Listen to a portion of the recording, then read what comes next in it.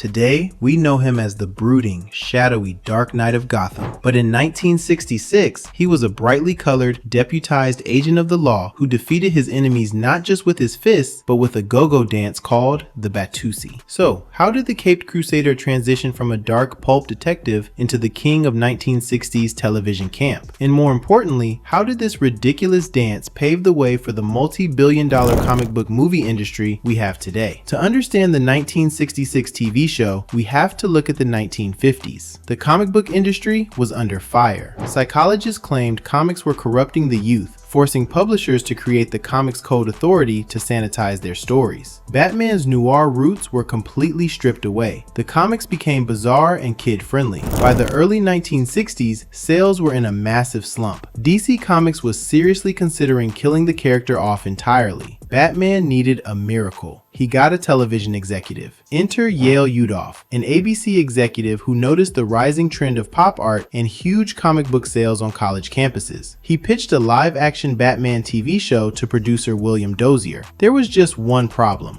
Dozier thought comic books were ridiculous. Dozier realized the only way a live-action show would work wasn't as a serious drama, but as an ultra-deadpan high-camp comedy. It would be a show that kids would take completely seriously, while adults would laugh at the irony. To pull this off, they cast a commercial actor with a perfectly velvety, authoritative voice, Adam West. When Batman premiered on ABC, it wasn't just a hit, it was a cultural atomic bomb. And nothing captured the zeitgeist quite like the premiere episode, where Batman is drugged at a nightclub and spontaneously breaks into dance. Adam West improvised the Batusi on the spot, combining the popular Watusi dance with his Batman cowl. It was absurd, it was hilarious, and it instantly went viral before viral was even a word. People were doing the Batusi in real nightclubs across America. It proved Dozier's formula worked perfectly. It was silly enough for kids to mimic and wildly subversive for the adults. Comic sales skyrocketed by 300%. The live-action superhero was suddenly a proven, bankable commodity.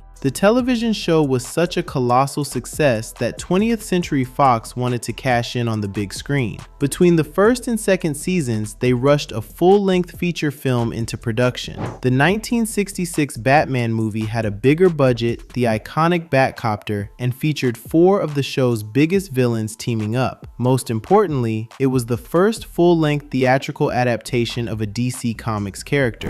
Decades before the Marvel Cinematic Universe or the Snyderverse, this movie proved that audiences would pay box office prices to see comic book characters in live-action blockbusters. It laid the foundation for the superhero movie industry as we know it. The TV show burned bright and fast, canceled after just 3 seasons in 1968, but its impact was permanent. Ironically, the overwhelming campiness of the Batusi era triggered a fierce backlash among comic creators. In the 1970s and 80s, writers and artists actively pushed Batman back into the shadows to escape the shadow of the TV show, directly paving the way for the dark, serious interpretations we know today. Without the massive success of the 1966 show and its theatrical movie, Hollywood wouldn't have known what to do with superheroes. So the next time you sit in a theater watching a multi-million-dollar comic book epic, just remember, it all started with a guy in a gray leotard doing a goofy dance. Wait, is it over? Okay, if you made it this far, you absolutely have to like and subscribe. We have so much more coming. Gaming, comic books, movies, it's going to be completely insane.